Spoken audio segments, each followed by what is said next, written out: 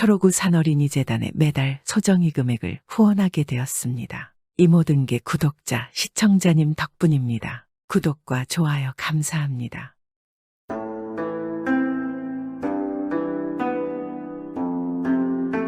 옛날 옛적의 어느 마을에, 그 마을에서 유명한 바보 몽덕이가 늙은 어머니와 함께 살고 있었습니다. 몽덕이는 비록 어리숙하고 모르는 것도 많았지만 마음씨 착하고 어머니를 지극정성으로 모시는 효자였습니다.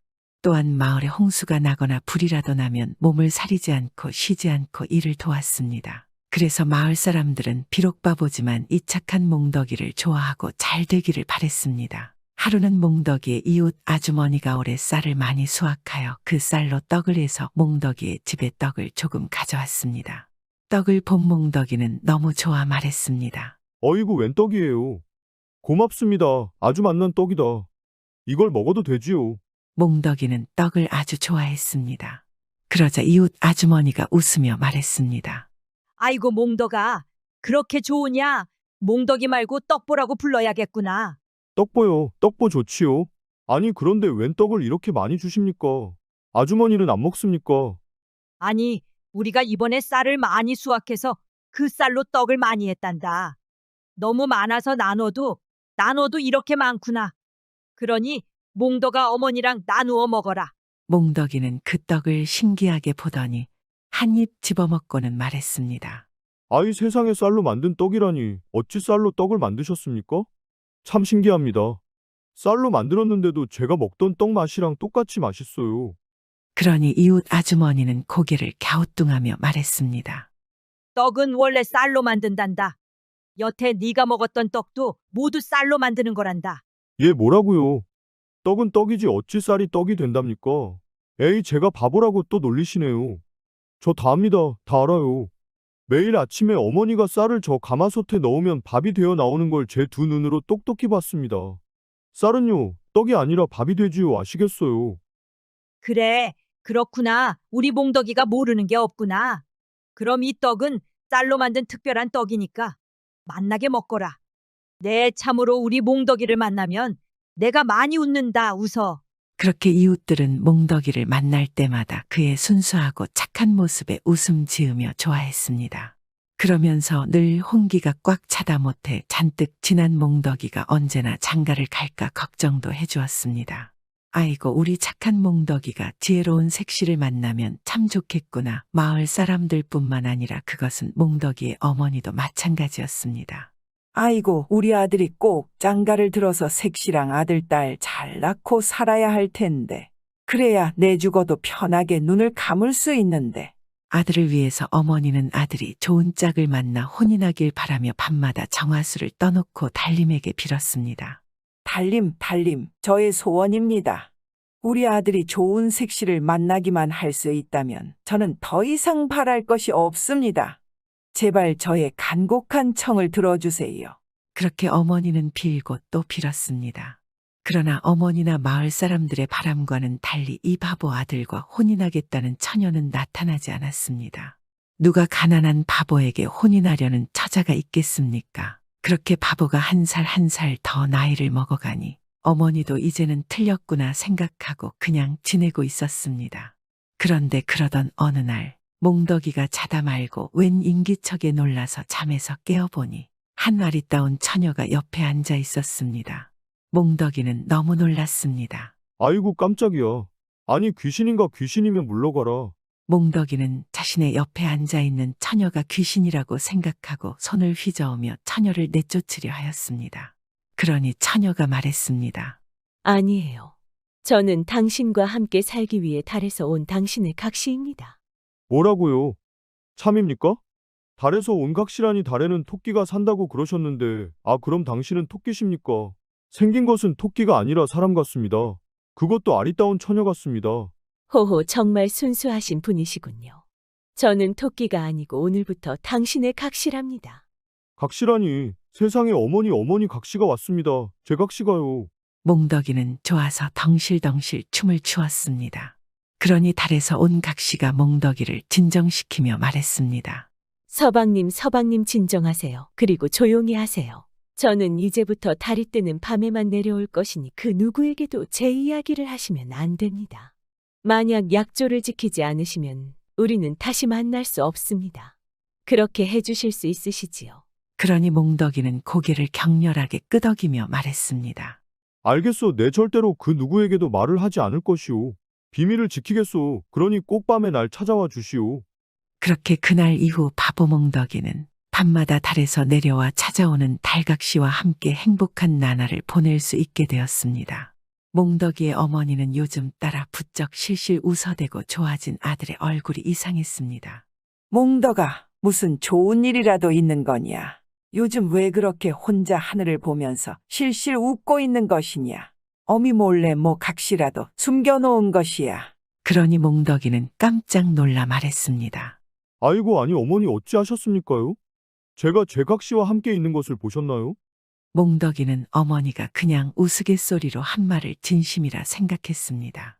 그러니 어머니는 놀라며 물었습니다. 아니 정말로 각시를 숨겨놨단 말이냐? 몽덕아 정말 각시가 생긴 것이냐? 그러자 아들이 대답을 계속 머뭇거리자 어머니는 계속 몽덕이에게 무슨 일인지 물었습니다. 몽덕아 이야기해 보거라. 누가 너에게 각시가 되어 주겠다고 한 것이냐? 혹시 뭘 달라고 하진 않더냐? 돈이라든지 귀한 폐물이라든지. 어머니는 혹시나 어리숙한 아들에게 누군가 나쁜 마음을 먹고 자신도 모르게 접근한 것이 아닌가 무척 걱정하였습니다. 그렇게 걱정스러운 얼굴로 물어보는 어머니가 마음에 걸린 몽덕이는 달에서 온 각시에 관한 비밀을 털어놓게 되었습니다. 아니 그게 정말이냐? 달에서 각시라니. 그러니까 내 꿈에 달에서 각시가 내려온다는 말이지. 어머니는 아들의 말을 듣고 믿지 못하여 물었습니다. 아유, 아니에요. 어머니 꿈이라니요. 진짜랍니다. 달에서 각시가 저를 밤마다 찾아온다고요. 못 믿으시겠으면 오늘 밤에 한번 보시라고요. 그렇게 아들이 말하니 그날 밤 어머니는 설마 하는 마음으로 아들의 방 앞으로 가보았습니다. 그런데 정말로 웬 주인 모를 꽃신이 아들의 방 앞에 놓여 있었습니다. 아니 정말로 웬 처자가 우리 아들에게 찾아온 것이구나. 누군지도 알 수 없는 처자에게 내 아들을 맡길 수 없으니 확인을 해봐야겠구나. 어머니는 방 안에 있는 처자가 어디로 돌아가는지 보기 위해 꽃신의 실을 묶어두었습니다. 그 이후 어머니는 밤새 자지 않고 처자가 나가는 인기척을 듣고서는 새벽에 나가보니 꽃신은 사라지고 실은 집 뒤뜰에 있는 어머니가 떠놓은 정화수 그릇 안으로 들어가 있었습니다. 아니 참으로 달에서 온 각시란 말인가? 달님께서 내 기도를 들어주신 것인가? 정말 고맙습니다. 이미 천한 안악의 청을 들어주셨군요. 어머니는 그러면서 밤에만 온다는 달각시가 이 정화수 그릇을 통해 달과 집을 오간다는 사실을 알았습니다. 그리고 다음 날 다시 달이 뜨자 정화수 그릇에서 나온 달각시가 몽덕이의 방으로 들어갔습니다. 몰래 이를 지켜보고 있던 어머니는 바로 뒤뜰로 가서 정화수 그릇을 깨버렸습니다. 그렇게 해야 달각시와 아들이 낮이나 밤이나 평생 함께 있을 수 있을 것이라고 생각했기 때문입니다. 그렇게 어머니가 정화수 그릇을 깨버린 뒤 새벽이 되어 달이 사라질 때가 되자 달로 돌아가기 위해 달각시는 몽덕이의 방에서 나왔습니다. 그리고 뒤뜰에 있는 정화수 그릇으로 들어가려고 했지만 그릇이 보이지 않았습니다. 이럴 수가. 달빛이 없으면 안 되는데. 왜 정화수 그릇이 깨져 있는 것이지? 이것은 필시 서방님이 나랑 약조를 어기고 누군가에게 말한 것이야. 서방님 이제 더 이상 우리는 만날 수 없게 되었군요. 내 그토록 약조를 지켜달라고 말했는데. 결국 정화수 그릇이 깨지는 바람에 달로 돌아갈 수 없게 된 달각시는 해가 뜨면서 한 마리 달빛을 닮은 노란 나비로 변해서 날아가 버렸습니다. 그리고 다시 다음 날 몽덕이의 집 하늘에는 달이 떴지만 달각시는 찾아오지 않았습니다. 몽덕이는 하염없이 오지 않는 달각시를 기다리며 눈물로 밤을 지새웠습니다.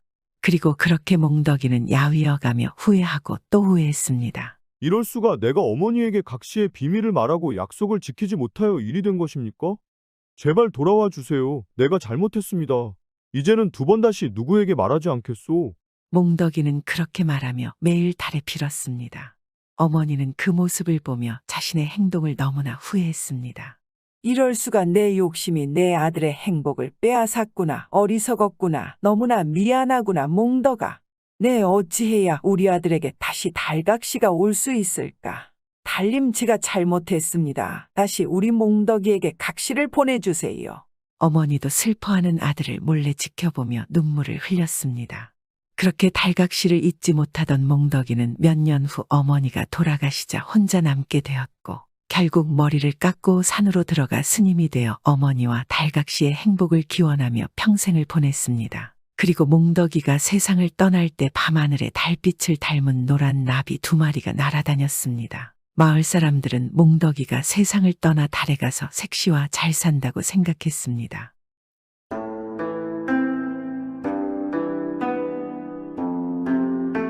어느 마을에 결혼을 약속한 칠복이와 꽃분이가 있었습니다. 이 둘은 서로 사랑하며 한 번도 싸우지 않고 매일매일 즐거운 나날을 보내고 있었습니다. 어느덧 결혼식 날이 되었습니다. 이 신랑 신부는 결혼식을 마치고 가마 행렬을 하고 있었습니다.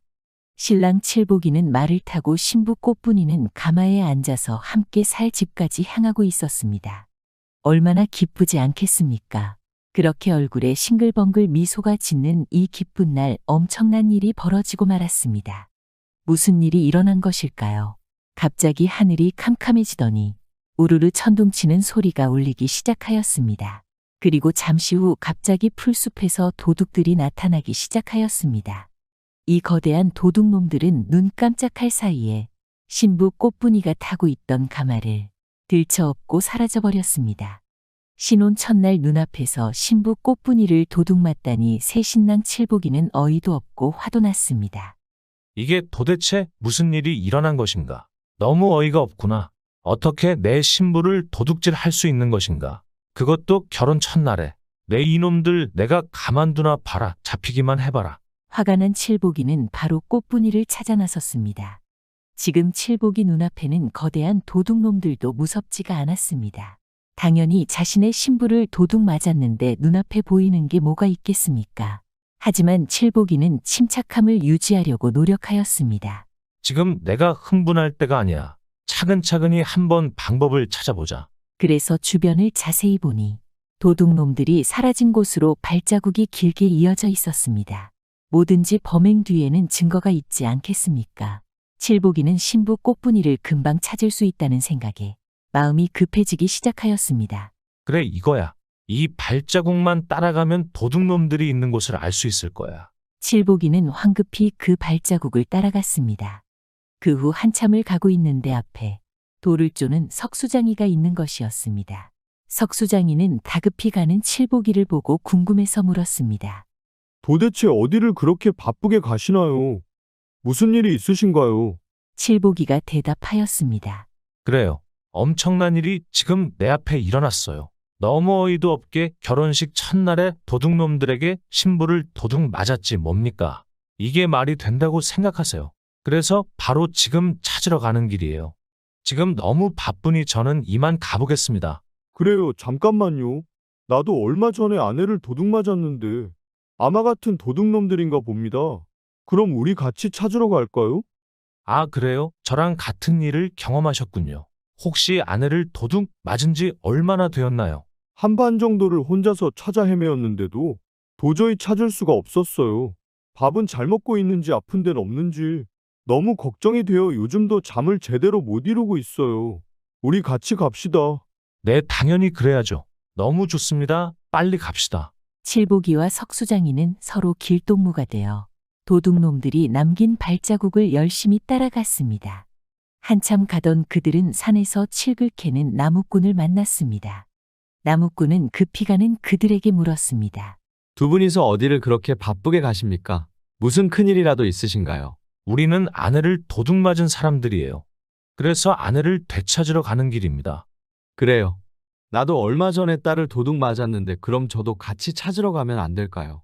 이 도둑놈들이 훔쳐간 사람들이 한두 명이 아니군요. 좋습니다. 함께 갑시다. 우리 꼭 도둑놈들을 잡아서 혼쭐을 내줍시다. 그래서 나무꾼도 일행이 되어 발자국을 따라갔습니다. 칠복이와 석수장이 그리고 나무꾼은 한참을 걸었습니다. 그런데 가다가 이번에는 광주리 짜는 사람을 만났습니다. 다들 어디로 그리 바쁘게들 가시나요? 우리는 아내와 딸을 도둑놈에게 빼앗긴 사람들입니다. 그래서 아내와 딸을 되찾으러 가는 길입니다. 그래요. 나도 얼마 전에 여동생을 도둑 맞았는데 정말이십니까? 아내와 딸뿐만 아니라 여동생까지라니 이거 정말 악질 도둑인가 봅니다. 그럼 우리 같이 찾으러 갈까요? 시간이 없습니다. 좋습니다. 어서 갑시다. 그렇게 칠복이와 석수장이 칡을 캐는 나무꾼과 광주리 짜는 사람이 힘을 모았습니다. 그들은 도둑이 남긴 발자국을 따라갔습니다. 산을 넘고 물을 건너 하염없이 쫓아갔습니다. 마침내 그들은 생전 보지도 듣지도 못한 깊은 산중에 들어섰습니다. 그런데 얼마 가지 않아 커다란 바위가 앞에 보이는 것이었습니다.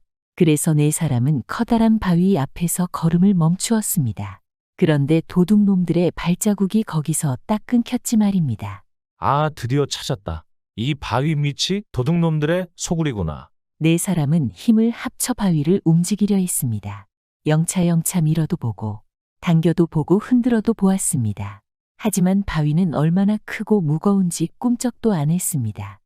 마침내 석수장이가 나섰습니다. 그는 가지고 온 망치를 가지고 바위를 쪼기 시작했습니다. 땅땅 콩콩 밤이고 낮이고 쉴 새 없이 바위를 쪼았습니다. 먹지도 않고 자지도 않고 부지런히 바위를 쪼았답니다.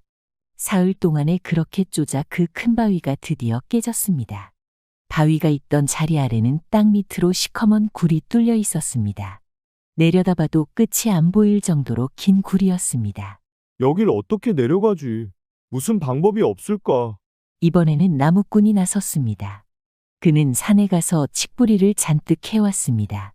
그러고는 동아줄을 꼬기 시작하였습니다. 산더미만큼 캐온 칡뿌리로 기다랗게 동아줄을 꼬았습니다.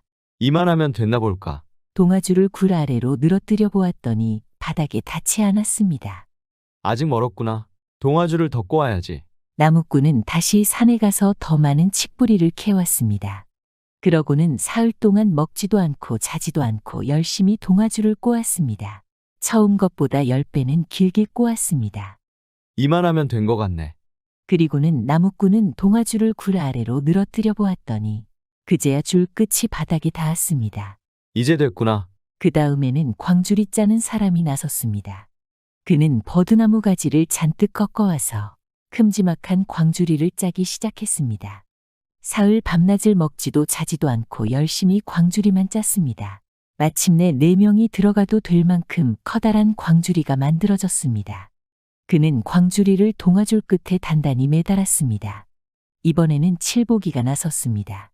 다들 너무 감사합니다. 이제는 제가 땅속으로 내려가서 도둑놈을 혼내준 뒤 사람들을 구해 오겠습니다. 여러분들은 여기 서서 동아줄을 잡고 계세요. 그리고 기다려주세요. 나중에 일을 마치고 와서 줄을 당기면 그때 광주리를 끌어올려 주세요. 안 돼요. 어떻게 그 많은 힘센 도둑놈들을 당신 혼자서 잡으러 간단 말이에요. 우리도 함께 갑시다. 혼자는 정말 위험해요. 다른 안 그런가요? 그건 안 돼요. 그럼 제가 사람들을 구해서 올 때 누가 광주리를 끌어올려 줍니까? 우선 제가 가서 동태를 살핀 후 필요하면 다시 도움을 청하러 오겠습니다. 우선 지금은 나 혼자 먼저 가보는 게 나을 것 같아요. 그리고는 칠복이는 광주리에 올라탔습니다. 그리고 땅속 깊은 동굴 아래로 용감히 내려갔습니다. 동굴은 깊고 깊었습니다. 내려가도 내려가도 끝이 보이지 않았습니다. 한참을 더 내려가자 드디어 광주리가 땅에 닿았습니다. 칠복이는 사방을 살펴보았습니다. 저편에 희미한 빛이 한 줄기 비치고 있었습니다. 칠복이는 그 빛을 따라갔습니다. 빛이 점점 밝아지더니 마침내 환한 세상이 나왔습니다. 땅속 세상이었습니다.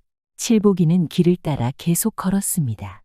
그리고 언덕을 하나 넘자 넓은 동네가 나왔습니다. 고래등 같은 기와집이 즐비한 그 동네는 바로 도둑놈들이 사는 마을이었습니다. 칠복이는 동네에서 가장 큰 기와집으로 찾아갔습니다. 바로 도둑놈들 두목이 사는 집이었습니다. 다들 어디 갔는지 집안은 무척 조용했습니다. 12대문을 다 열고 들어가 이리저리 살피던 칠복이는 외로이 떨어진 별채를 발견했습니다. 살금살금 별채로 간 칠복이는 조심스럽게 방문을 열었습니다. 그곳에는 납치당한 신부 꽃분이가 눈물을 흘리며 앉아 있었습니다. 칠복이를 발견한 꽃분이는 깜짝 놀랐습니다. 이게 누구십니까? 서방님 아니십니까? 여기는 어떻게 찾아오셨어요? 정말 우리 칠복 서방님이신 거죠? 너무 보고 싶었어요. 칠복이는 꽃분이를 따뜻하게 안아주었습니다. 그리고 등을 토닥거렸습니다. 당신을 구하러 내가 왔어요.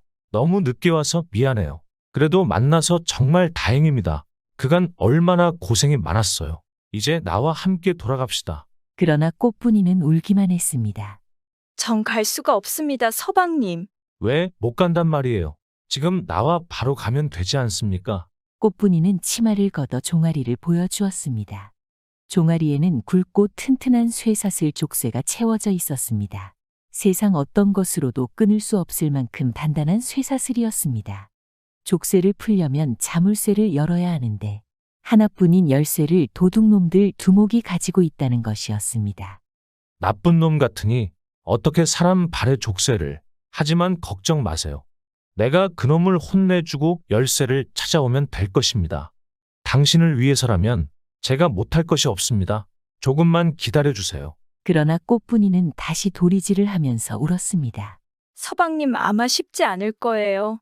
도둑놈들 두목은 100사람이 덤벼도 못 당할 만큼 힘이 세고 포악합니다. 그놈은 석 달 열흘 동안 밖에 나가 사람과 재물을 도둑질하고 석 달 열흘 동안 여기로 돌아와 잠만 자는데 바로 열흘 전에 나갔으니 석 달 뒤에나 돌아올 거예요? 그러니 무슨 변을 당하기 전에 그만 돌아가세요. 저 하나로도 충분해요. 서방님까지 저 때문에 화를 당하면 안 되잖아요. 그게 무슨 소리예요? 힘들게 여기까지 당신을 찾아왔는데 돌아가라니. 차라리 그놈과 싸우다 죽고 말겠어요. 쓸데없는 소리 하지 마세요. 난 무조건 당신과 함께 있을 거예요.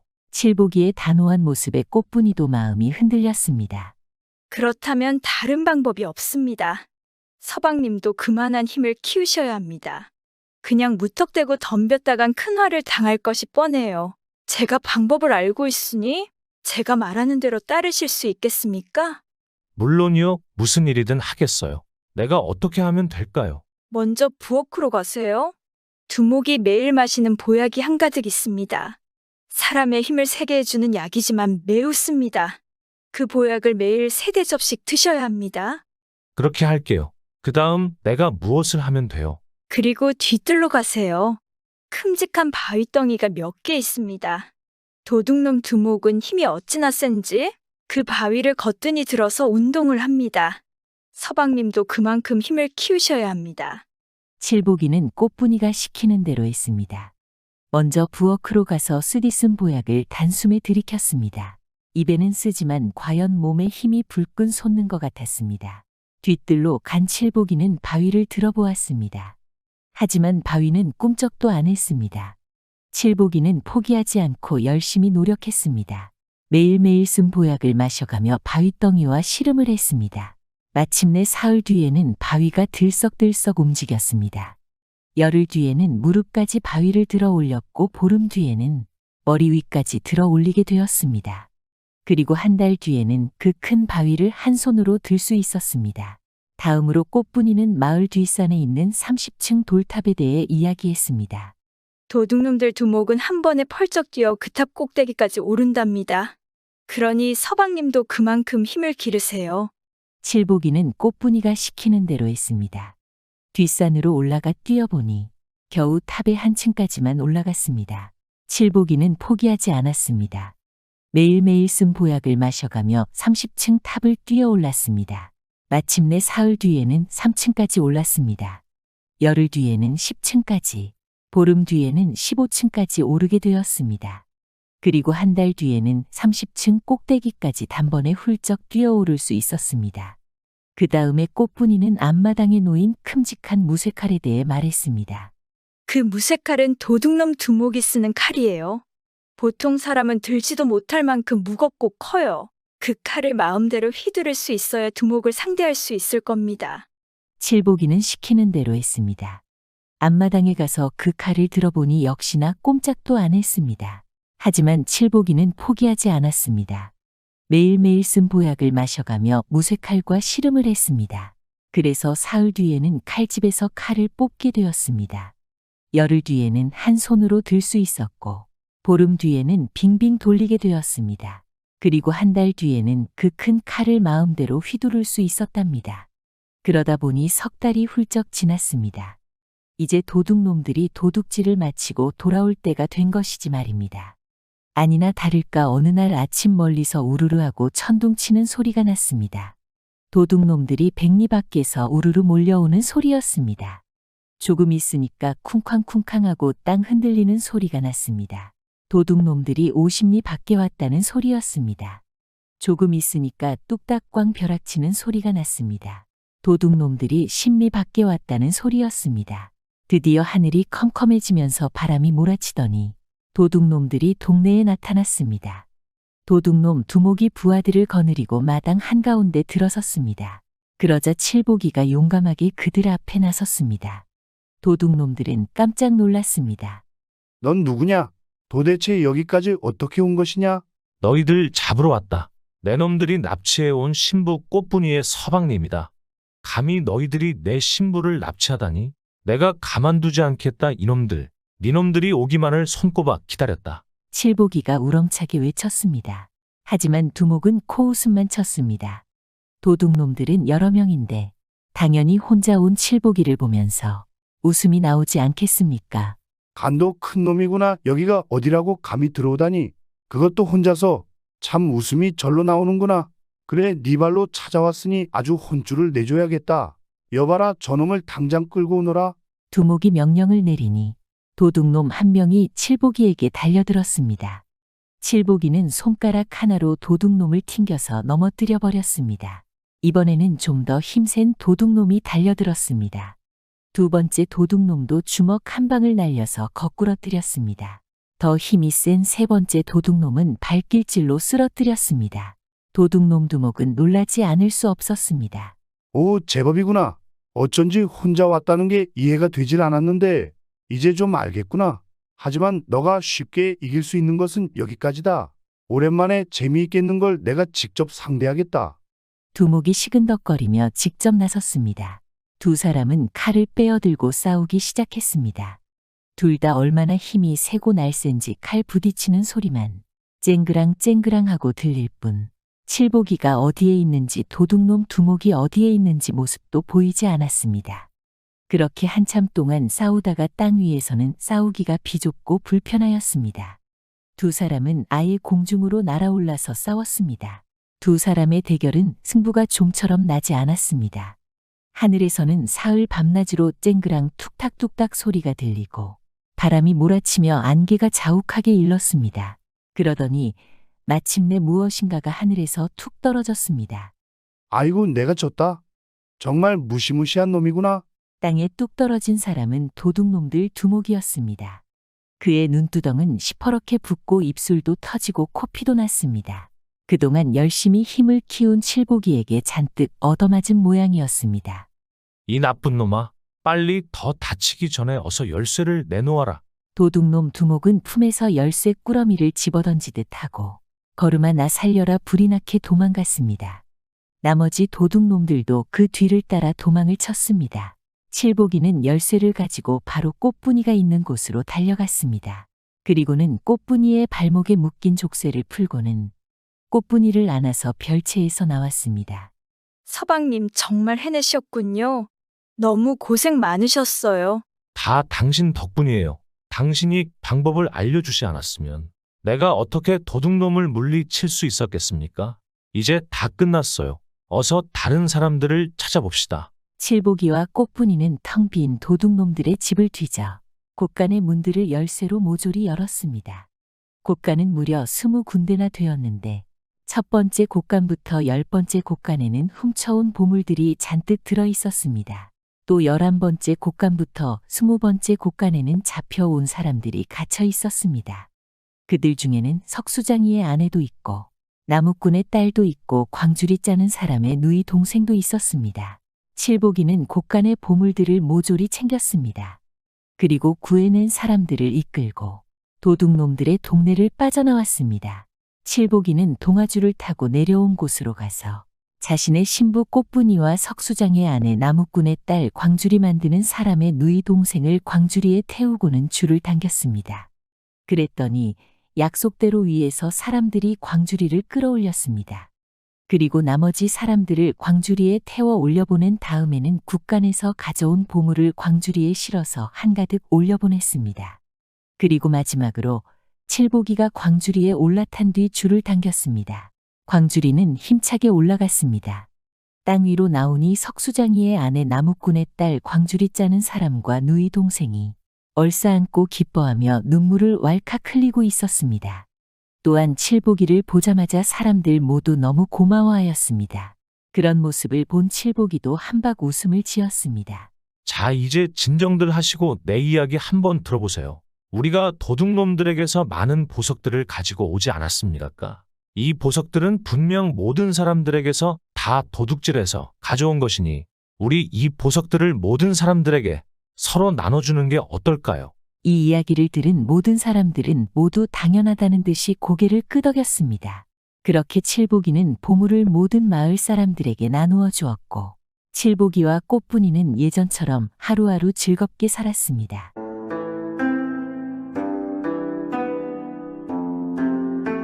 옛날 옛적에 한양에는 뭉태기라는 사람이 살고 있었습니다. 이 뭉태기는 아주 힘이 장사였습니다. 어려서부터 무거운 물건을 번쩍번쩍 잘 들고 지게에 쌀가마니도 다른 사람의 서너 배는 거뜬히 지곤 하였습니다. 그런 뭉태기는 조랑말을 끌고 북어를 실고 와서는 장터에 파는 것을 업으로 하여 먹고 살았습니다. 북어를 실어 파는 사람은 뭉태기 한 사람이었는데 그런데 이 뭉태기가 어찌나 신보가 못되었는지 사람들이 그의 눈치를 아주 많이 봤습니다. 그가 다니는 길목길목에는 뭉태기를 모르는 사람이 없을 정도로 그는 힘뿐만 아니라 못된 심술보로도 유명하였습니다. 하지만 그의 힘이 워낙 장사이다 보니까 그의 심술을 말릴 사람이 아무도 없었습니다. 뭉태기가 다니는 말을 쉬게 하는 마방집에는 이 뭉태기가 올 만한 날짜의 말방을 미리 따로 마련하여 청소를 깨끗이 해놔야만 했습니다. 그렇게 하지 않으면 힘이 장사인 뭉태기가 잔뜩 성질을 부려댔기 때문입니다. 그런데 이 마을 앞산에는 산신령이 살았습니다. 산신령은 이 마을의 모든 것을 관여하고 모든 마을 사람들을 속속히 잘 알고 있었습니다. 이런 산신령이 매일 이 마을을 오고 가는 뭉태기를 유심히 보았습니다. 그리고 뭉태기의 심술궂은 행동에 어이가 없어 했습니다. 그러던 어느 날 산신령은 뭉태기가 마을로 오는 것을 보고 말하는 것입니다. 이 녀석의 버릇을 고쳐놔야겠어. 이대로 놔두었다가는 더망나리가 될 것이야. 심성만 고친다면 이 마을 사람들에게 반드시 필요한 사람이 될 것이다. 내 오늘은 놈의 심술보를 고쳐놓겠다. 산신령은 그리 말하고 순간 어린 동자 초립동이로 변했습니다. 뭉태기처럼 말 두 마리를 몰고 마을로 내려갔습니다. 그리고 뭉태기가 자주 가는 마방으로 갔습니다. 뭉태기가 이용할 마방에 떡하니 자기 말을 메었습니다. 그러니 주인이 당황하고 안절부절 못한 채 말을 하는 것입니다. 아니 말을 왜 거기다가 매는 거요? 거기 말고 다른 곳에 매시오. 거기다 매면 큰일이 날 것입니다. 그러나 초립동이는 대수롭지 않다는 듯이 주인을 보고 말하는 것입니다. 주인장 나도 말죽 사 먹일 것이고 내 밥도 사 먹을 것이고 그리고 잠도 잘 것인데 왜 그럽니까? 이 마방이 가장 깨끗해 보이니 이곳을 이용하겠소. 그런데 왜 내가 다른 곳에 말을 메어야 하나? 나도 엄연히 손님이여. 그러자 주인은 몹시 난처해하였습니다. 아이고 이 크게 말이오. 그곳은 따로 임자가 있는 곳입니다. 다른 손님이 있다. 이 말입니다. 거기다가 말을 메어 두시면 이따가 좋지 않은 일이 생길 것이니 다른 곳에 매시오. 다 손님들을 위해서 그런 것입니다. 주인장 실소이다. 아니 마방을 예약을 받는다니 그런 말은 처음 듣네. 이곳이 제일 좋아 보이니 이곳에 메어 두겠소. 더 이상 간섭하지 마시오. 아이 그게 말이오. 마방을 이용할 자가 힘이 아주 장사이고 그 사람이 힘만 장사가 아니라 심술도 아주 고약하답니다. 그 자가 곧 해가 지면 이곳에 도착할 것인데 이 꼴을 보면 잔뜩 심술을 부리고 행패를 부려댈 것이오. 그럼 당신이나 나나 좋지 못한 꼴을 보게 될 것입니다. 나중에 후회하지 말고 말을 딴 데다가 매시오. 주인의 말에 초립동이가 어이가 없어 하였습니다. 아니 무슨 소리여. 나는 손님이 아니오. 내가 먼저 왔는데 어찌 내가 양보를 해야 한다는 것이오. 말도 안 되는 소리 하지 마시오. 초립동이가 그러면서 기어코 마방에 자신의 말을 메어두었습니다.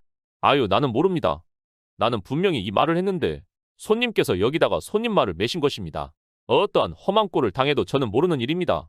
주인은 그러면서 생각했습니다. 에라이 심술궂은 뭉태기에게 한번 당해봐라. 당해봐야 정신이 들어서 고분고분해지겠지.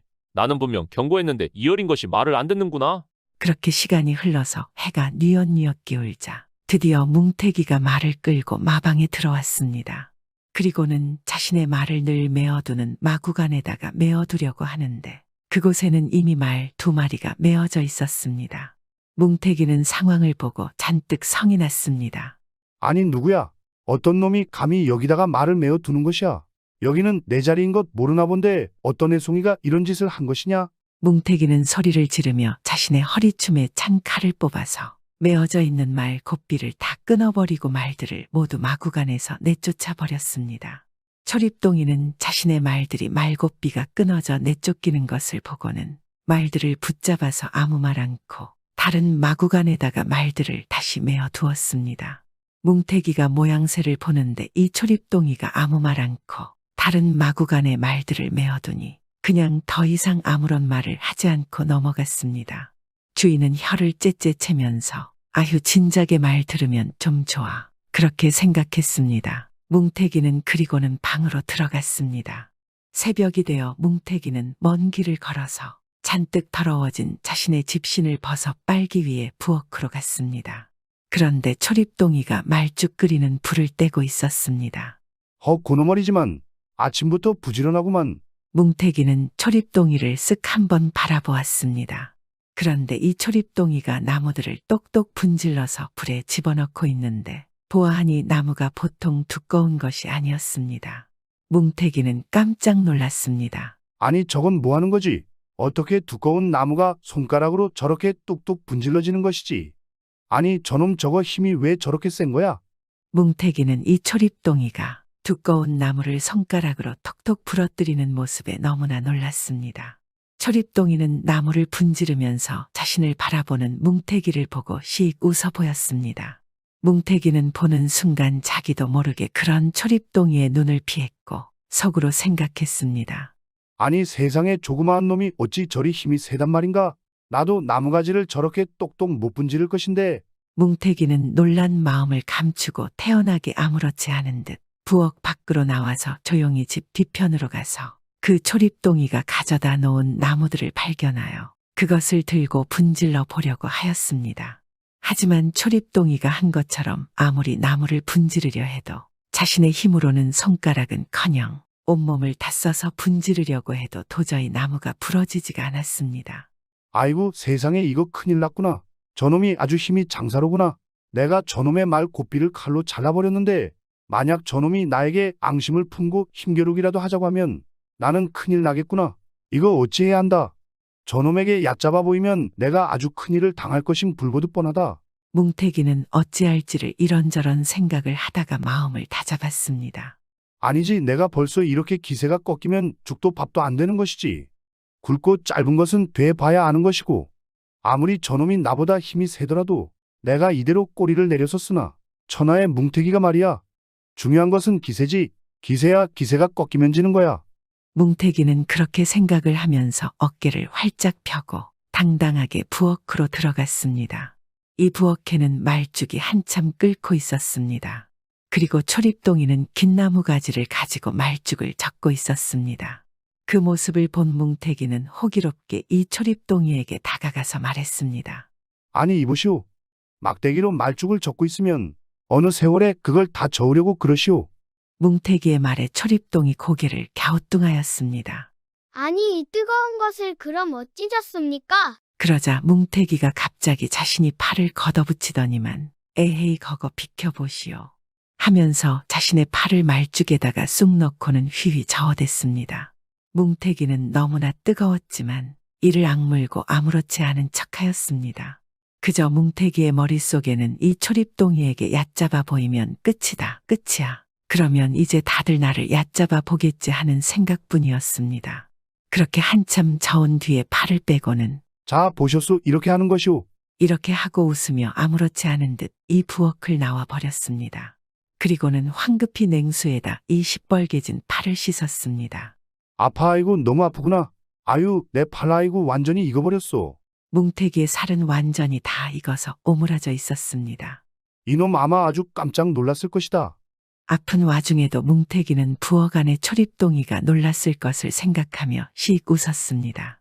정말 초립동이는 그 광경에 놀라 하였고 잠시 어안이 벙벙해 있다가 자신도 한번 해보려고 끓는 말죽에 손을 넣어 보았습니다.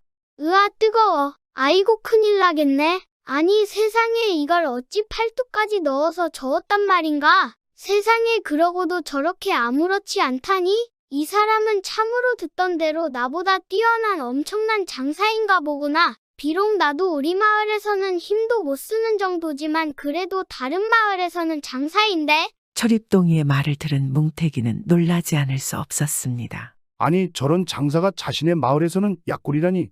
이런 세상에는 나보다 힘센 사람이 정말 많구나. 내 여태 운이 좋아서 그런 장사를 안 많아서 봉변을 안 당한 게 천운이다.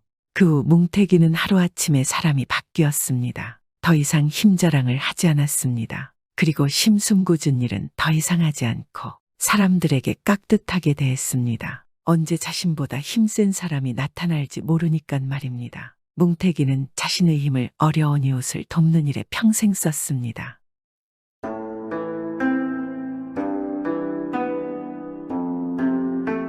옛날 옛적 어느 마을에 성실하고 착한 나무꾼 칠복이가 살고 있었습니다.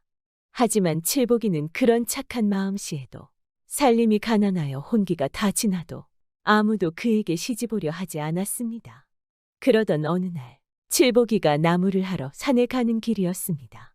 길에는 마을과 마을 사이를 가르는 큰 강이 있었는데 강을 따라 한참을 걷던 중 어디선가 끙끙거리는 소리가 들려왔습니다. 이 소리를 들은 칠복이가 소리가 나는 쪽을 보니 웬 사슴 한 마리가 강물에 빠져 허우적대고 있는 것이었습니다. 아마 며칠 전 큰 비가 내렸었는데 이를 피하지 못해 떠내려온 것 같아 보였습니다. 칠복이는 보자마자 깜짝 놀라서는 강물에 뛰어들어 사슴을 구해 주었습니다. 하지만 사슴은 가쁜 숨을 쉬며 상태가 나아질 기미가 보이지 않았습니다. 이를 보고 안타까웠던 칠복이는 차마 사슴을 두고 갈 수 없어 직접 간호해 주고자 자신의 집에 데려갔습니다. 그렇게 며칠 동안이나 열심히 보살핀 이 사슴은 마침내 기력을 회복하기 시작하였습니다. 며칠이 지나자 다시 스스로 걸어 다닐 정도가 되었습니다. 이렇게 되니 칠복이는 안심하고 사슴을 다시 산에 풀어주었습니다. 다음 날 칠복이가 산에서 나무를 하고 내려오는데 어디선가 또 이상한 소리가 들려왔습니다. 고개를 돌려보니 이번에는 뱀 한 마리가 떠내려오는 것이 아니겠습니까? 이에 사슴 생각이 난 칠복이는 또 다시 뱀을 구해주었습니다. 하지만 뱀은 물을 많이 먹었는지 좀처럼 정신을 차리지 못하였습니다. 이에 칠복이는 사슴과 같이 뱀을 자신의 집으로 데리고 가 정성스레 보살펴 주었습니다.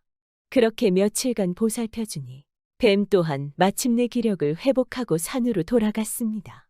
그런데 다음날 칠복이가 다시 강가를 지나는데 이번에는 사람 목소리가 들려왔습니다. 살려주세요. 살려주세요. 제발 저 좀 살려주세요. 거기에 아무도 안 계세요. 깜짝 놀란 칠복이가 소리가 나는 쪽을 보니 이번에는 웬 여인이 물살에 떠내려오지 않겠습니까? 화들짝 놀란 칠복이는 급히 옷을 벗고 뛰어들어 여인을 건져 올렸습니다. 하지만 여인은 이미 의식을 잃은 상태였고 칠복이는 여인을 자신의 집으로 데려왔습니다. 그렇게 일주일이 지나자 드디어 여인은 정신이 들기 시작하였습니다. 여보시오 낭자, 정신이 좀 드시오. 괜찮으신 거요? 그 순간 칠복이를 본 여인은 깜짝 놀라 물었습니다. 여기가 어디입니까? 제가 대체 왜 여기에 있는 것입니까? 이에 칠복이는 지난날 있었던 일을 말하기 시작하였습니다. 강에서 떠내려오시기에 구했는데 정신을 잃으셔서 제 집으로 데리고 왔소. 실례가 되었다면 미안하오. 그러자 여인은 감사를 표하며 말했습니다. 저는 건넌 마을에 사는 과부 꽃분이입니다. 며칠 전 마을이 물에 잠겨 대피하는 길에 그만 물길에 빠져버렸습니다. 꼼짝없이 죽는 줄 알았는데 저를 구해주셨으니 정말로 은인이십니다. 감사드립니다, 도련님. 그러면서 칠복이의 손을 덥석 잡자 칠복이는 부끄러워 어쩔 줄 모르며 말했습니다. 당연히 해야 할 일을 했을 뿐이요. 아직 몸이 완쾌되지 않았으니 충분히 쉬다 가시오. 그리고는 날마다 고기 반찬을 해 꽃분이에게 먹이며 지극정성으로 보살펴 주었습니다. 이렇게 생명의 은인이면서 자신을 진심으로 보살펴 주니 꽃분이는 점점 칠복이에 대한 연모의 마음이 커지기 시작하였습니다. 그러던 어느 날 꽃분이는 머리를 단정히 하고 옷매무새를 정리하더니 칠복이에게 말했습니다. 도련님, 이곳에서 혼자 사시는 것입니까? 네, 그렇소. 그건 왜 물어보시는 것이오? 그러자 꽃분이가 말을 이었습니다. 제 마을은 이미 물난리가 나 돌아갈 길이 없습니다. 저는 서방님을 잃은 지 오래고 도련님도 혼자 계시는데 저와 이곳에서 함께 살아가는 것이 어떻겠습니까? 이 말에 놀란 칠복이가 쉽사리 대답하지 못하자 꽃분이가 이어 말했습니다. 도련님이 제게 베풀어 주신 만큼 저도 도련님을 서방님으로 모시고 은혜를 갚으며 살아가고 싶습니다. 저에게 기회를 한번 주세요. 고운 여인 꽃분이가 이렇게 말하니 칠복이는 볼이 빨개지며 말했습니다. 당신같이 고운 여인을 아내로 만났는데 거절할 이유가 없지 않소. 우리 한번 백년해로 하며 살아가 봅시다. 이제 두 사람의 마음이 통했으니 더는 망설일 것이 없었습니다. 두 사람은 조촐한 혼례를 올린 뒤 한방에서 뜨거운 하룻밤을 보냈습니다. 그렇게 장가를 들게 된 칠복이는 세상을 다 가진 듯 행복했습니다. 평생 여인과는 말도 못 붙여보았던 그에겐 아리따운 꽃분이가 마치 하늘에서 보내준 선물과도 같았습니다. 고된 일에 힘들 법도 하지만 꽃분이의 미소를 보면 모두 이겨낼 수 있었습니다. 하지만 꽃분이의 마음은 달랐습니다. 처음에는 그저 살아갈 곳이 생겼다는 안도감에 좋아하였지만 그렇게 몇 달이 지나니 그곳 생활이 질려갔던 것이었습니다.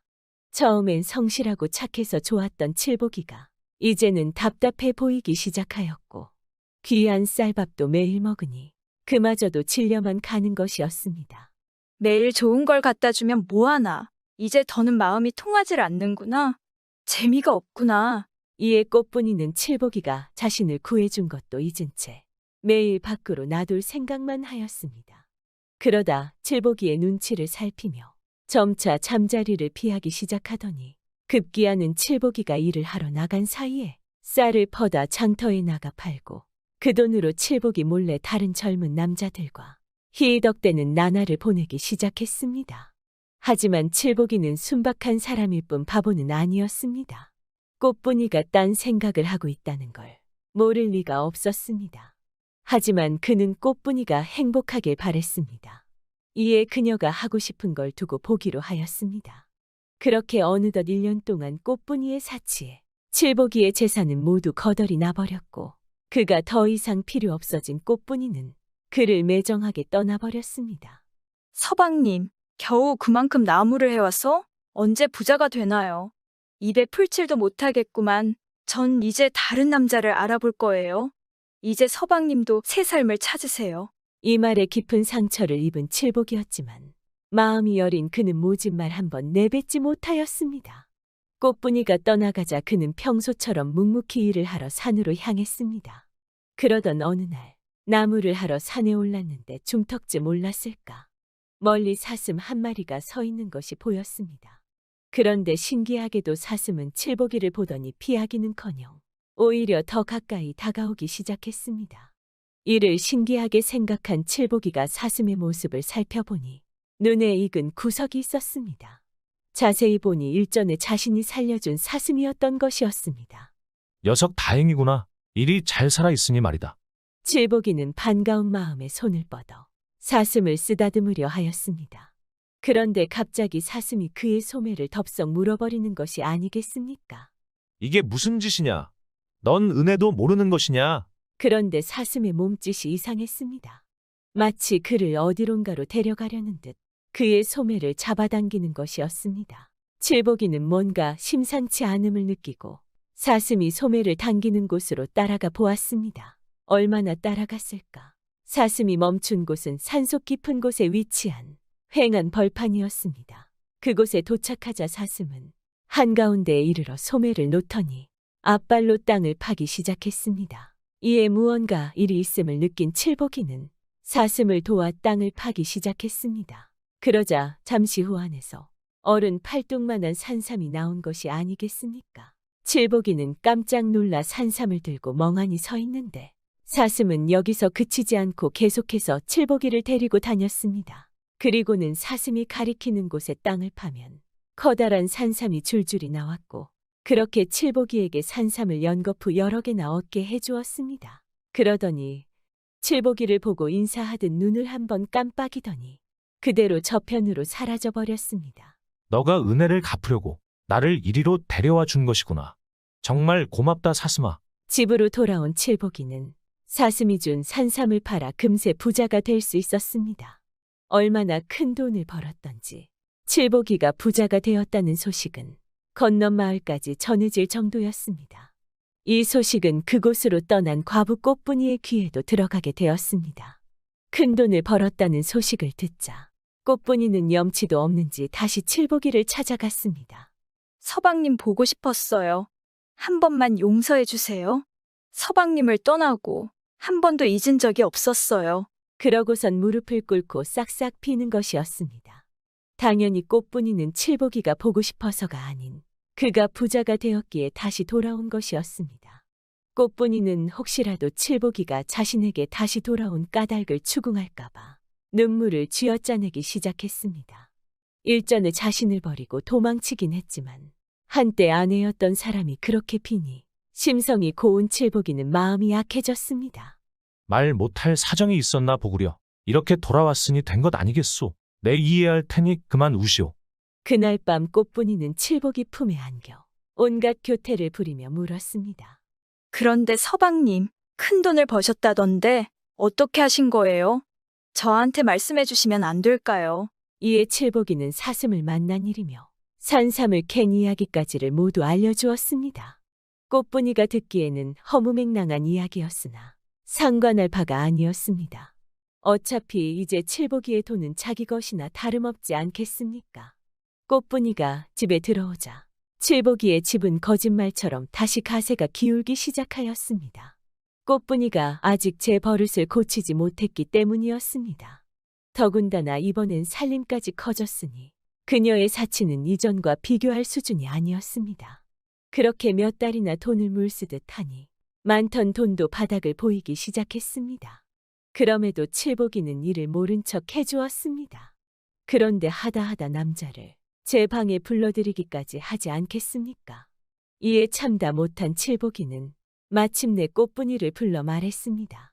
물에 빠진 당신을 구해 주었건만 당신은 어찌 그리 나에게 상처만 주는 것이오. 내 이렇게는 살지 못하겠으니 이제 집을 나가시오. 당장 어서 나가시오. 꽃분이는 나차 싶어 칠복이를 붙잡고 울고불고 사정했지만 그는 이미 마음속에서 그녀를 떠나보낸 뒤였습니다. 그렇게 단호하게 거절하니 꽃분이는 집을 떠날 수밖에 없었습니다.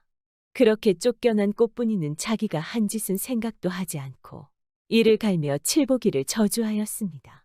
멍청한 놈이랑 같이 사라졌더니 고마운 줄도 모르고 가만두지 않을 것이야. 내가 반드시 후회하게 해줄 거야. 그리고는 곧장 관가로 향하여 칠복이가 남의 것을 훔쳐다 부자가 되었다며 거짓을 고하였습니다. 아내가 하는 말이니 관가에서는 곧바로 칠복이를 잡아들였고 그를 문초하기 시작하였습니다. 너 같은 나무꾼이 큰 돈을 어찌 얻은 것이냐. 바른대로 말하거라. 그런데 칠복이의 입에서 나오는 말은 참으로 수상하기 짝이 없는 것이었습니다. 한 번은 물에 빠진 사슴을 구해 주었는데 사슴이 은혜를 갚고자 산삼이 있는 곳을 알려줬습니다. 그런 황당한 이야기의 사또는 그가 거짓말을 한다고 생각해 감옥에 잡아넣도록 하였습니다. 감옥에 갇힌 칠복이는 어찌할 바를 몰라하며 한숨만 푹푹 쉬었습니다. 그러다 고단함을 이기지 못하고 잠에 들려던 그때 어디선가 무언가 씩씩대는 소리가 들려오는 것이었습니다. 그러더니 잠시 후 웬 뱀 한 마리가 감옥 안으로 들어오는 것이 아니겠습니까? 놀란 칠복이가 벌떡 일어나 자세히 보니 뱀은 다름 아닌 일전에 자신이 구해준 뱀이었습니다. 아니 너가 여기에 무슨 일이냐? 그동안 잘 지낸 것이냐? 그렇게 칠복이가 뱀을 반가워하는데 갑자기 뱀이 입을 턱 벌리더니 칠복이의 발꿈치를 물어버리는 것이 아니겠습니까? 뱀에 물린 칠복이의 발은 갑자기 주먹만하게 부풀어 올랐고 정신은 점차 혼미해져 갔습니다. 이제는 은혜를 베푼 짐승마저 또 나를 버리는구나. 내 팔자련이 생각하자. 이에 칠복이는 체념한 채로 밖으로 나가는 뱀을 잡지도 않고 그저 가만히 두었습니다. 그렇게 정신이 꺼져갈 무렵 다시금 뱀이 감옥 사이로 들어왔습니다. 그러더니 웬 풀잎을 칠복이 발꿈치 위에 턱 올려놓는 것이었습니다. 그러자 거짓말같이 상처가 아물고 붓기도 가라앉는 것이 아니겠습니까? 아니 이놈이 나를 놀리는 것도 아니고 왜 죽이려다 살린 것일까? 칠복이가 의아해하던 사이 어느새 해는 뜨고 뱀은 사라져 버렸습니다. 이렇게 날이 밝아오는데 바깥에서 포졸들이 웅성이는 소리가 들려왔습니다. 이 소리에 잠에서 깬 칠복이가 물었습니다. 무슨 일이 있습니까? 그러자 포졸이 어두운 표정을 지으며 말했습니다. 사또가 간밤에 웬 뱀에게 물리셨네. 곧 돌아가실 것만 같은데 어떻게 해야 할지 모르겠네. 이에 칠복이는 그제서야 뱀의 행동을 이해할 수 있었습니다. 그는 포졸에게 소리쳤습니다. 내가 사또를 구할 방법을 알고 있으니 나를 사또에게 데려가 주시오. 포졸은 그가 감옥을 벗어나기 위해 허풍을 떤다 생각했지만 사또가 죽어가는 판국에 지푸라기라도 잡아봐야 하지 않겠습니까? 결국 그를 감옥에서 꺼내 사또에게 데려갔습니다. 잠시 후 사또의 앞에 선 칠복이는 어젯밤 뱀이 가져다준 풀잎을 포졸에게 건네주며 말했습니다. 이 풀잎을 상처 위에 문질러 보시겠습니까? 이에 칠복이가 말한 대로 하자 과연 상처가 귀신같이 아물더니 사또가 깨어나는 것이었습니다. 죽을 고비를 넘긴 사또는 이야기를 듣고 칠복이에게 물었습니다. 이 풀잎은 도대체 어떻게 구한 것이냐? 그러자 칠복이는 짐승들을 도와주었던 일부터 전날 밤 뱀이 자신에게 은혜를 갚은 것까지 모두 이야기하였습니다. 사또는 이번만큼은 칠복이의 말을 믿을 수밖에 없었습니다. 칠복이 덕에 죽다 살아났으니 말입니다. 그렇게 생각이 바뀐 사또는 꽃분이가 고발한 사건을 다시 조사할 것을 명했습니다. 꽃분이를 잡아다 문초하니 과연 그녀의 말은 앞뒤가 맞지 않는 것이 한두 가지가 아니었고 칠복이에게 은혜를 입고도 누명을 씌웠다는 것부터 그의 재산을 탕진한 것까지 모두 들통나게 되었습니다. 결국 은혜를 모르는 꽃분이는 감옥에 갇히게 되었습니다. 우리는 살다가 누구에게나 은혜를 입는 경우가 종종 있습니다. 하지만 똑같이 갚지는 못하겠지만 최대한 은혜를 베푼 분에 대한 예의는 지켜야 하지 않을까요? 오늘 하루는 주변을 살펴보며 자신에게 은혜를 베풀었던 분들을 생각해보는 시간을 가지면 어떨까요?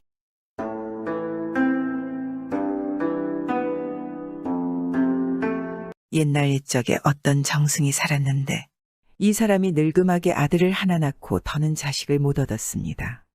그러니까 정승 집에 아들 딱 하나 있는 것이 늦둥이 외아들이란 말입니다. 그러니 참 얼마나 귀한 아들이겠습니까? 두뇌외가 주면 꺼질세라 불면 날아갈세라 온갖 정성 다 들여서 키웠습니다. 먹고 싶은 것 다 먹이고 입고 싶은 옷 다 입히고 손에 물 한 방울 안 묻히고 키웠단 말입니다. 그렇게 고이고이 키워서 나이 15살이나 되니까 제법 총각 티가 나게 됐습니다. 하루는 어떤 스님이 바랑을 메고 동냥을 하러 왔기에 정승 부인이 쌀을 한 대박 퍼다 줬습니다. 그런데 스님이 아이를 보더니 혀를 끌끌 차면서 불쌍하다, 불쌍하다. 중얼거리지 뭡니까? 그러더니 주는 쌀도 안 받고 그냥 돌아서 가려고 한단 말입니다. 정승 부인이 하도 이상해서 물어봤습니다. 스님 왜 그러시오? 무슨 일이 있는 건가요? 아무것도 아니올시다. 신경 쓰지 마시오. 아, 남의 집 귀한 자식을 보고 불쌍하다 하실 때는 분명 무슨 곡절이 있어서 그러셨을 터이니 무슨 일인지 가르쳐 주시오. 그제야 스님이 마지못해 일러주기를. 이 아이는 명이 짧아서 앞으로 3달을 넘기지 못할 것입니다. 듣고 보니 청천벽력 같은 소리지 않겠습니까? 그래 정승 부인이 스님의 바랑을 붙잡고 늘어져서 어떻게든 명을 잇는 방도를 가르쳐달라고 빌었습니다. 그랬더니 스님이 하는 말이 귀한 집 귀한 아들이라고 너무 보듬어 안고 키워서 동티가 났습니다. 명을 이으려면 남의 발에 밟히는 고생을 해야 하니 꼭 살리기를 바라거든 나를 따라 보내시오. 이러는 것입니다. 아들을 살리는 길이 그 길뿐이라는데 어떻게 하겠습니까? 그날로 아이를 스님한테 딸려보냈습니다. 딸려보내면서 나중에라도 귀한 집 자식이라는 걸 알아볼 수 있게 하려고 금으로 술을 놓은 비단옷 한 벌을 싸서 들려보냈습니다. 스님은 아이를 깊은 산속에 있는 조그마한 남자로 데리고 가더니 누더기 옷으로 갈아입히고는 새 이름을 지어주는데 새 이름이라는 게 산거지입니다. 집에 온갖 것을 잔뜩 쌓아두고도 거지처럼 산다는 뜻입니다. 그래놓고는 온갖 험한 일을 다 시켰습니다. 지게 지고 나무하기, 밭 갈고 거름 주기, 방 닦고 마당 쓸기와 밥 짓고 빨래하기까지 쉴 틈도 없이 일을 시킨단 말입니다. 그래서 산거지는 참 손발이 부르트도록 일을 했습니다. 그럭저럭 석 달이 지났는데 하루는 산거지가 종일 나무 열짐을 하고 고단에서 초저녁에 자리에 누워 있으니 스님이 곁에 앉아 머리를 매만지며 이를 잡아주는 것입니다. 스님이라 살생을 못하니까 이를 잡아가지고는 자꾸 자기 옷 속에 집어넣고 하는데 그러는 중에 산거지가 깜박잠이 들었습니다. 고단한 데다가 머리를 매만져주니까 절로 잠이 오지 않겠습니까? 자다 보니 꿈인지 생시인지 몰라도 검은 도포를 입고 검은 갓을 쓴 저승사자가 턱 나타나서 오늘 너를 데려가려고 왔다마는 스님의 법력이 너를 가리고 있고 또 내가 이리 고생하는 모습을 보니 차마 데려가지 못하겠다. 3년 뒤에 다시 오마. 그때까지 남에게 밟히는 고생을 참아내면 목숨을 100년까지 늘리리라. 하고는 훌쩍 사라져버리는 것입니다. 언뜻 정신을 차리고 보니 스님이 온데간데 없는 것입니다. 그리고 스님이 앉아있던 자리에는 피리가 하나 놓여 있는 것입니다. 산거지는 날이 새자 피리를 품에 넣고 정처 없이 길을 떠났습니다. 얼마만큼 가다 보니 큰 마을이 있기에 그 마을에서 제일 큰 기와집을 찾아갔습니다. 거기 가서 머슴이 되기를 청하니 주인이 허락을 해서 그 집 머슴이 됐습니다. 머슴이라는 게 밤낮으로 고된 일을 해야 하는 처지니 좀 힘이 들지 않겠습니까? 그래도 산거지는 쓰다 달다 말 한마디 없이 묵묵히 일을 했습니다. 산에 가서 나무도 하고 논밭도 갈고 거름도 내고 마당도 쓸고 마구간 외양간에 마서 먹이는 일도 했습니다.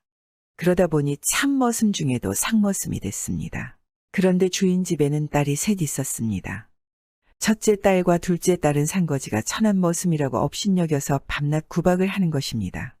첫째 딸이라고 하는 것은 새순물을 떠오라 해서 떠다주면 물이 너무 차내 뜨겁네 트집을 잡아 쏟아버리는데 쏟으려면 딴 데다 쏟을 일이지 하필이면 산거지 낯에다 퍼붓는단 말입니다. 이러기를 날마다 한두 번도 아니고 자주 그러는 것입니다. 둘째 딸이라고 하는 것은 앞마당을 쓰려고 시켜놓고 빚을 뒤에 콩알만 한 자갈이라도 남으면 빗자루로 때리는데 이러기를 하루에도 서너 번씩 그러거든 말입니다. 그런데 셋째 딸은 다른 것입니다. 셋째 딸은 두 언니보다 일찍 시집을 갔지만 혼례한 지 사나흘도 안 돼서 남편이 죽은 청산과부인 것입니다. 그래서 다시 이곳으로 와서 살고 있었습니다. 산거지 옷이 헤어지면 언니들 몰래 기워 입히고 산거지 머리가 헝클어지면 찬빗으로 곱게 빗어주고 어쩌다가 잔치집에 갔다 오면 고기야 떡이야 싸가지고 와서 몰래 먹이고 이렇게 잘해준단 말입니다. 그럭저럭 3년이 지났는데 하루는 이웃마을 큰 집의 환갑날이 되어서 온 식구가 잔치집에 가게 됐습니다.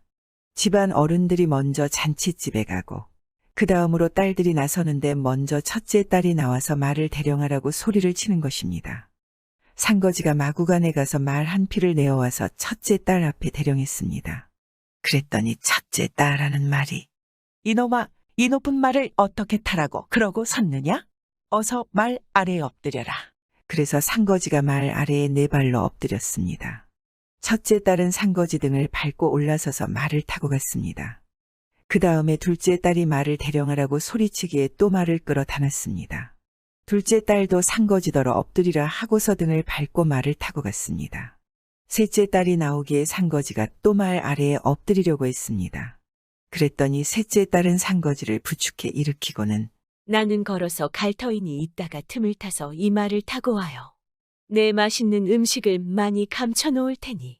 하고서 가는 것입니다. 온 식구가 다 잔치집에 가고 나니 집안에는 산거지 혼자 남게 됐습니다. 산거지는 맑은 물에 세수하고 동백기름으로 머리를 빗고 나서 여태 깊이 감추어뒀던 옷보자기를 끌렀습니다. 거기에 뭐가 들어있나? 금으로 술을 놓은 비단옷이 들어있지 않겠습니까? 비단옷을 떨쳐 입고 피리를 들고 셋째 딸이 두고 간 말을 탔습니다. 그렇게 차리고 나서 피리를 불면서 잔치집에 갔습니다. 잔치집에 당도하니 큰 집네 집사람들이 하늘에서 내려온 신선이라고 허리를 굽혀 절을 하고 좋은 자리에 앉히고서 만난 음식을 대접하는 것입니다. 다른 사람들도 하늘에서 내려온 신선을 한 번이라도 더 보려고 구름같이 몰려들어 웅성웅성 참 야단법석이 났습니다. 그런데 셋째 딸은 눈썰미가 야무졌던지 아무래도 어디서 많이 보던 얼굴이라 제가 맨댕기 끝을 잘라가지고 상거지 곁에 살짝 다가갔습니다. 그러고는 술을 따르는 척하면서 댕기 조각을 상거지 뒷머리에 묶어놨습니다. 상거지는 잔치집에서 피리를 불며 잘 놀다가 남들보다 미리 집으로 돌아왔습니다. 돌아와서 비단옷을 벗고 누더기로 갈아입고 마당을 쓸고 기다렸습니다. 한참 뒤에 딸들이 돌아와서 첫째 딸, 둘째 딸은 잔치집에 가서 신선 만난 이야기를 하느라 입에 침이 튀는데 셋째 딸은 아무 말이 없는 것입니다. 그러다가 다른 식구들이 안 볼 때 가만히 상거지를 불러놓고 비단옷은 어디서 났으며 피리는 어디서 났어요? 어서 바른 대로 말해봐요. 하고 묻는 것입니다. 상거지가 시치미를 딱 대고 모르는 척하니까 뒷머리에서 댕기 조각을 끌러가지고 제 댕기와 맞춰보는데 맞춰보니 딱 맞거든 말입니다. 상거지가 하는 수 없이 그동안에 있었던 일을 다 말해줬습니다. 그러고 나니 셋째 딸이 댕기를 메었다가 끌렀다가 하느라고 헝클어진 머리를 찬빗으로 빗어주더란 말입니다. 머리를 빗어주니까 절로 잠이 솔솔 올 것 아니겠습니까? 그래서 얼핏 잠이 들었습니다. 자다 보니 꿈인지 생시인지 몰라도 3년 전에 보았던 저승사자가 나타나서 3년 늘린 내 수명도 오늘로 다 되었다마는 그동안 남에게 밟히는 고생을 참아냈으니 약속한 대로 너를 데려가지 않겠다. 이제는 100년 뒤에나 다시 오마. 하고는 연기같이 사라지는 것입니다. 언뜻 정신을 차리고 보니 셋째 딸이 아직도 제 머리를 빗어주고 있거든 말입니다. 그 길로 주인에게 가서 모든 것을 밝히고 주인의 승낙을 얻어 셋째 딸과 백년가약을 맺었습니다. 상거지가 셋째 딸과 혼이 나는 날, 금으로 수놓은 비단옷을 입고 피리를 불면서 색시와 함께 말을 타고 떠나는데 그 광경이 참 장관이거든 말입니다. 그 광경을 보려고 첫째 딸과 둘째 딸은 지붕 위에 올라가서 이럴 줄 알았다면 내가 옷 끼워 입힐걸. 이럴 줄 알았다면 내가 머리 빗어줄걸. 하면서 한탄을 하는 것입니다. 그 후 첫째와 둘째 딸은 상사병에 걸려 시름시름 앓다가 혼례도 못 치르고 저 세상으로 갔습니다. 요즘에도 아랫사람들에게 하대하는 첫째 딸, 둘째 딸들이 많습니다. 자신보다 지위나 신분이 낮다가 우습게 보다가는 언젠가는 꼭 벌을 받을 것입니다. 머슴은 정말 옛날 이야기에만 나오는 인물이었으면 좋겠습니다. 구독은 공짜입니다.